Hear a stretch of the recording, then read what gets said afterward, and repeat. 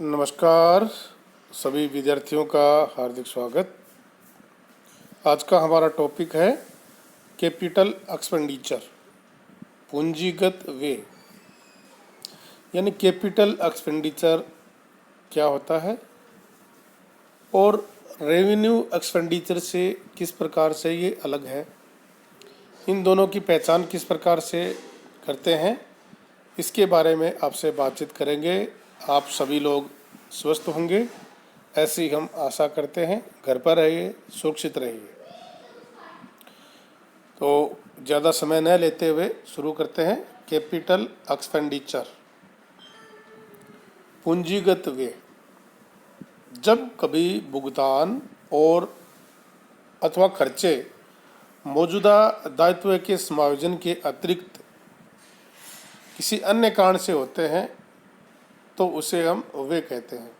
यानी जब कभी भुगतान और अथवा खर्च मौजूदा दायित्व के अतिरिक्त किसी अन्य कारण से होते हैं तो उसे हम व्यय कहते हैं, एक्सपेंसेज। और जब भी व्यय के लिए, एक्सपेंसेज के लिए लोन लिया जाता है तो उस व्यापार में लाभ पाने की दृष्टि से देखा जाता है।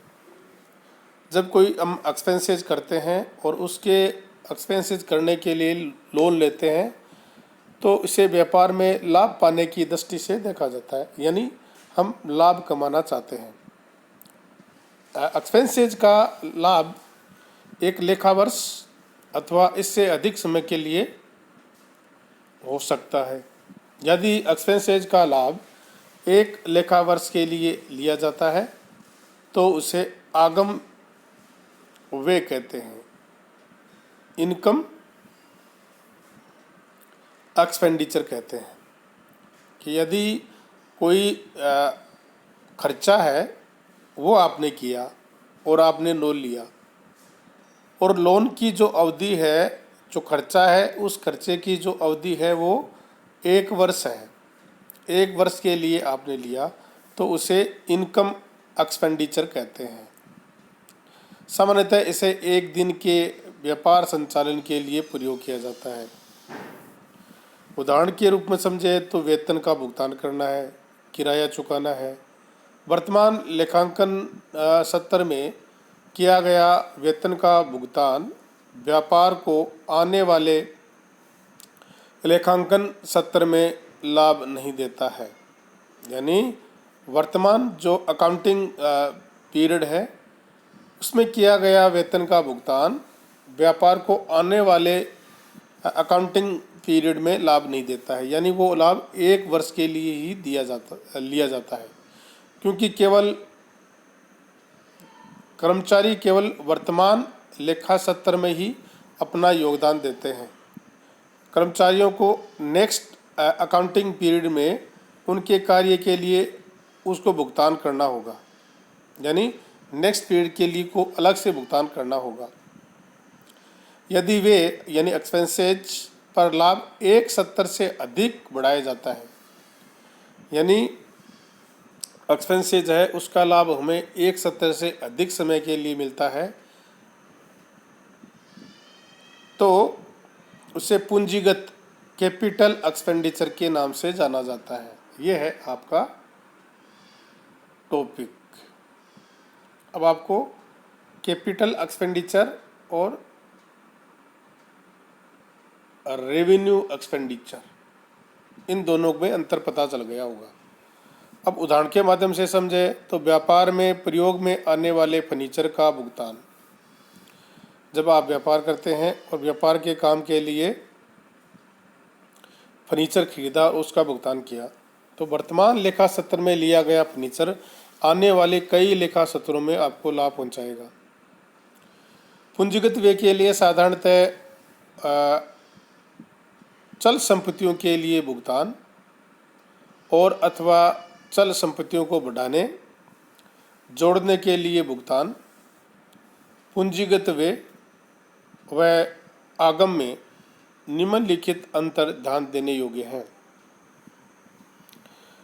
पूंजी व्यय व्यापार की आय क्षमता को बढ़ाता है। कैपिटल एक्सपेंडिचर है वो व्यापार की इनकम कैपेसिटी को बढ़ाता है, जबकि इनकम एक्सपेंडिचर व्यय की क्षमता को यथास्थिति में बनाए रखता है।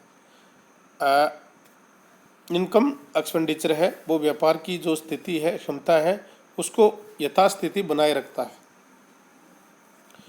पूंजी कैपिटल एक्सपेंडिचर चल पूंजी को अधिग्रहित करने के लिए प्रयोग किया जाता है। कौन सी पूंजी के लिए? चल संपत्ति को। कैपिटल एक्सपेंडिचर चल संपत्ति को अधिग्रहित करने के लिए प्रयोग किया जाता है, जबकि आयगत व्यय किसी भी दिन के व्यापार संचालन के लिए प्रयोग किया जाता है। यानी एक दिन के व्यापार संचालन के लिए प्रयोग किए जाने वाले व्यय को कहते हैं इनकम एक्सपेंडिचर। और पूंजीगत व्यय होता है चल संपत्तियों को अधिग्रहित करने के लिए प्रयोग में लाए गए व्यय को। साधारणतः आगम व्यय पुनः निर्गमन व्यय होते हैं। इनकम एक्सपेंडिचर जो होते हैं वो पुनः निर्गमन व्यय होते हैं, जबकि पूंजीगत व्यय पुनः निर्गमन व्यय नहीं होते हैं। पूंजी कैपिटल एक्सपेंडिचर एक या एक से अधिक लेखा अकाउंटिंग पीरियड के लिए लाभकारी होता है, जबकि आगम व्यय एक ही लेखा सत्र यानी अकाउंटिंग पीरियड के लिए लाभकारी होता है। पूंजीगत व्यय ह्रास का विषय तुलन पत्र यानी ट्रायल बैलेंस पर लिखा जाता है, जबकि आगम व्यय बकाया के समायोजन और पूर्वदत्त का भुगतान का विषय को व्यापारिक तथा लाभ हानि खाते में लिखा जाता है। कैपिटल एक्सपेंडिचर को केवल बैलेंस शीट ट्रायल बैलेंस में ह्रास का अगर विषय है तो दिखाया जाता है, जबकि इनकम एक्सपेंडिचर को आपको बकाये की समायोजन और एडवांस भुगतान किया है को व्यापारिक और लाभ हानि खाते दोनों में लिखा जाता है। कभी कभी पूंजीगत और आगम जो एक्सपेंडिचर है अलग अलग करना कठिन हो जाता है। सामान्य स्थिति में विज्ञापन पर किया गया आगम व्यय का मद होता है। किसी नए प्रोडक्ट को लाने के लिए उसके विज्ञापन पर अधिक खर्च करना होता है जिससे लोगों को याद रहे, तो आगम इनकम एक्सपेंडिचर में उसी लेखांकन सत्र में आएगा, किंतु इसका लाभ है वो आपको एक से अधिक अकाउंटिंग पीरियड सत्र है उसमें मिलेगा। ऐसे व्यय को कहते हैं डेफर्ड, अस्थगित आगम इनकम एक्सपेंडिचर के नाम से उसको जाना जाता है। वे एक व्यापक शब्द है जिसमें खर्च के साथ परिसंपत्ति को भी शामिल किया जाता है। वह खर्च लागत में अंतर होता है। वे किसी भी व्यापारिक प्रतिष्ठान द्वारा किया गया खर्च है। वह भाग जो वर्तमान लेखांकन सत्र के लिए किए गए खर्च के प्रयोग में आता है उसे वर्तमान लेखांकन सत्र का लागत खर्च कहते हैं। क्या कहते हैं? लागत खर्च कहते हैं। आगम व्यय वर्तमान लेखांकन सत्र या लागत को कहते हैं जिसे व्यापारिक तथा लाभ हानि खाते में दर्शाया जाता है। अतः किसी व्यापारिक प्रतिष्ठान द्वारा वेतन का भुगतान वर्तमान लेखांकन सत्र के लिए लागत में आता है। पूंजीगत व्यय भी अंततः आय विवरण में लिया जाता है और एक या एक से अधिक लेखांकन सत्र के लिए व्याख्यायित कर दिया जाता है। अतः फर्नीचर पर 50,000 रुपये का हुआ खर्चा, कितना हुआ? 50,000। इस फर्नीचर का प्रयोग अगले 5 वर्षों तक होगा तो इसकी लागत 5 समान भागों में विभाजित की जाएगी। अतः प्रति वर्ष 10,000 रुपये लिया जाएगा। अतः खर्च जो लागत है उससे क्या कहते हैं? ह्रास, डेप्रिसिएशन। इसी प्रकार अस्थगित आगम व्यय को भी पूंजीगत व्यय में लिया जाता है। उन्हें अनुमानित अवधि के अनुरूप लिया जाता है। उसे हम